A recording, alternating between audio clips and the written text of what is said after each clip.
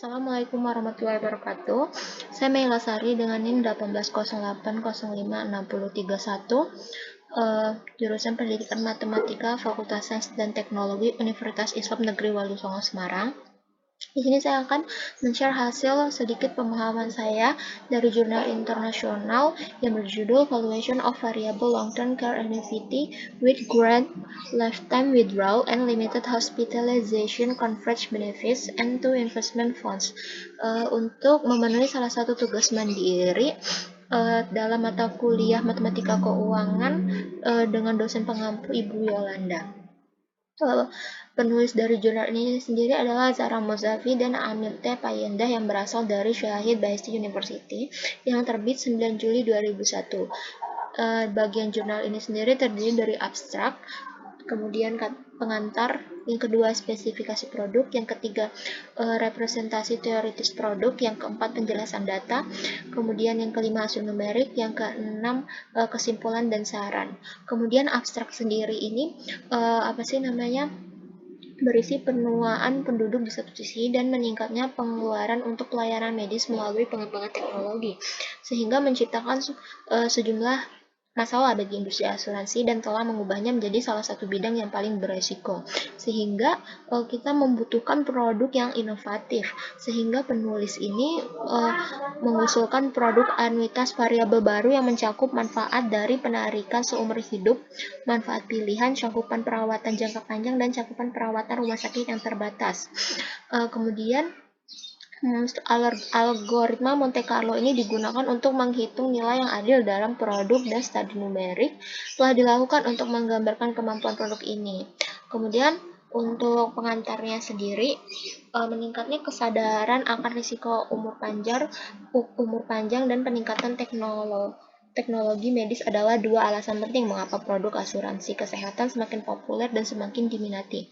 Saat ini mengusulkan produk anuitas variabel baru yang mencakup manfaat dan penarikan seumur hidup, manfaat pilihan, cakupan perawatan jangka panjang, dan cakupan perawatan rumah sakit yang terbatas. Kemudian tunjangan hidup atau The Life Care Annuity LCA yang merupakan kombinasi dari perawatan jangka panjang LTC, Long Term Care, dan anuitas umur hidup Lifetime Annuity, mengurangi dampak dari proses underwriting yang ketat dan pilihan buruk. Kemudian di Paulo tahun 2020 mengusulkan variabel anuitas hidup yang manfaatnya mengikuti kematian yang diamati dan tingkat bunganya. Kemudian perusahaan asuransi menawarkan produk anuitas variabel di bawah beberapa pengendara yang dikenal sebagai jaminan. Nah, jaminan ini meningkatkan kesediaan yang diasuransikan untuk membeli polis asuransi semacam itu. Produk asuransi dengan jaminan penarikan yang dikenal sebagai produk dengan jaminan penarikan seumur hidup atau lebih dikenal dengan Guaranteed Lifetime Withdrawal Benefits adalah kontrak yang sangat populer. Beberapa penulis telah memperkenalkan dan mengevaluasi beberapa produk baru yang disertai dengan pilihan GLWB. Kemudian untuk perhitungannya sendiri ini mengusulkan sebuah algoritma Monte Carlo yang menggunakan teknik pengurangan variasi. Kemudian beberapa penulis ini merencanakan manfaat semacam ini sebagai kontrak tunggal atau rider dengan kontrak lain. Kemudian dari tahun ke tahun model yang digunakan juga berbeda. Kemudian juga lebih bervarian lagi. Kemudian untuk spesifik produknya sendiri ini, bisa dilihat dari gambar ini. Nah, dari gambar ini dapat kita ketahui bahwa gambar satu mengilustrasikan model 7 negara pada awal kontrak. Pemegang polis berusia X tahun yang sehat, negara bagian 1, membayar WX0 kepada perusahaan asuransi. Oleh karena itu, nilai awal dirinya atau rekening sama dengan WX0. Setelah penarikan biaya ini pada awal tahun T, perusahaan asuransi menginvestasikan sisanya dalam 2 dana investasi.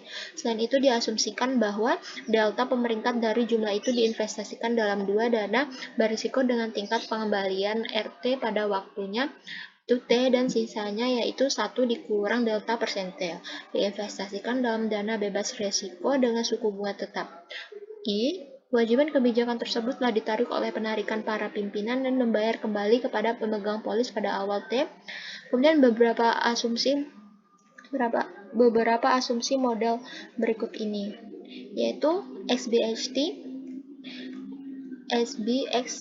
SBXT kurang 1 menunjukkan biaya perawatan kesehatan yang diasumsikan pada tahun pertembus. Kemudian A2 dilambangkan dengan ini menunjukkan biaya rawat inap hingga L hari selama seluruh periode kontrak di tahun sebelumnya. Kemudian A3 itu menunjukkan dilambangkan dengan GT menunjukkan keuntungan penarikan secara acak tahunan dalam tahun T sampai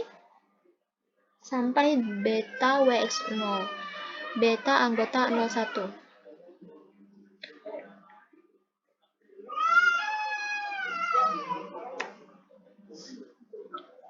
Kemudian ada representasi teoritis produk. Untuk representasi teoritis produk ini sebagaimana dibahas dalam bagian sebelumnya. Perusahaan asuransi memiliki 3 kewajiban biaya media, SBAST, biaya rawat inap, SBST, dan penarikan keuntungan bagi pemegang polis. Kemudian penelitian ini mengasumsikan bahwa biaya medis pemegang kebijakan yang telah membeli kontrak pada usia X adalah 00 hanya setiap kali pemegang kebijakan kehilangan 3 atau lebih. Kemudian dengan kata lain, SBIT yang hanya dibayarkan kepada pemegang kebijakan yang pindah ke negara bagian 4 atau 5 selama periode T dikurang T, dan jika tidak, 0 hanya dapat ditiru oleh seperti ini. Kemudian, oleh karena itu, pergantian tersebut bergantung pada 2 faktor. Jumlah hari rawat inap bagi pemegang polis di usia X plus T yang telah membeli kontrak pada usia X dinyatakan oleh T, XT, dan jumlah tahun pemegang kebijakan yang telah membeli kontrak pada usia X telah menerima tunjangan masuk rumah sakit, yaitu oleh DX. Jelas bahwa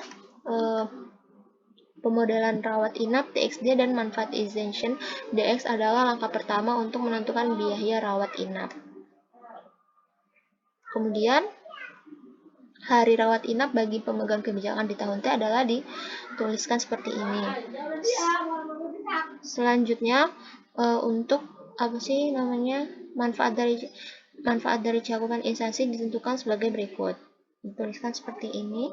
Kemudian untuk biaya medis dan diberikan konstan positif masing-masing.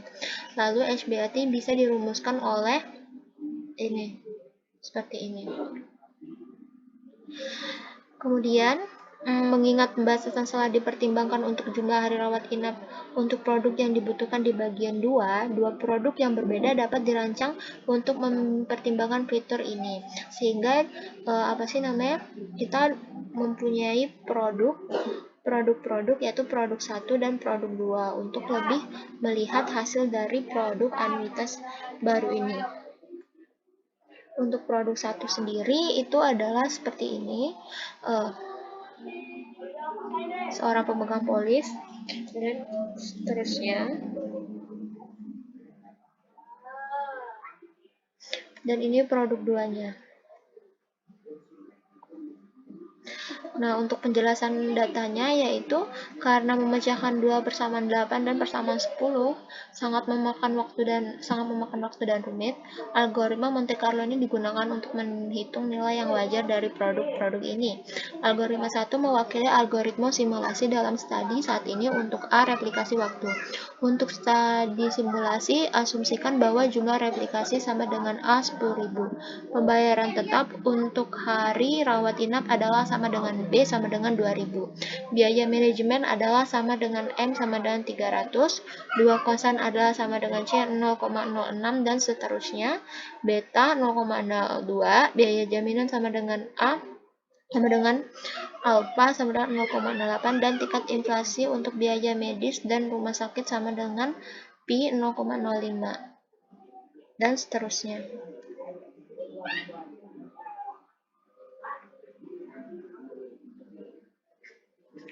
Untuk hasil numeriknya ini sendiri, tabel 1 adalah nilai wajar dari 2 produk untuk usia masuk yang berbeda. Seperti ini. Terus kemudian gambar 3 ini nilai adil dari dua produk untuk abad masuk yang berbeda. Kemudian kedua produk ini meningkat dan produk 2 lebih murah daripada produk 1. Selain itu, gambar 3 menunjukkan pola nilai yang wajar untuk kedua produk sebagai fungsi era pemegang kebijakan. Kemudian gambar 4 juga ini. Gambar 4 ini nilai wajar dua produk untuk hari rawat inap yang berbeda bagi pemegang kebijakan yang membeli produk pada usia 60 tahun.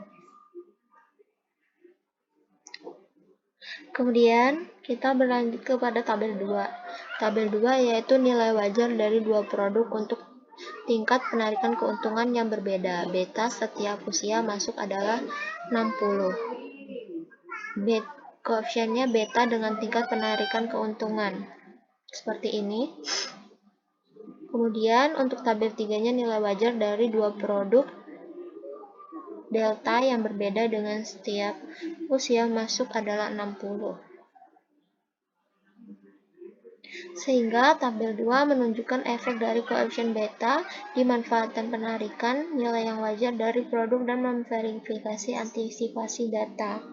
Kemudian kalau tabel 3 itu menunjukkan efek delta pada nilai yang wajar produk kami. Kemudian tabel 4. Tabel 4 ini seperti ini, yaitu nilai wajar dari dua produk untuk suku bunga konstan yang berbeda. Aku setiap kali usia masuk 60. Tabel 5 hubungan antara nilai wajar produk selama 60 tahun diasuransikan bahwa proses DBM.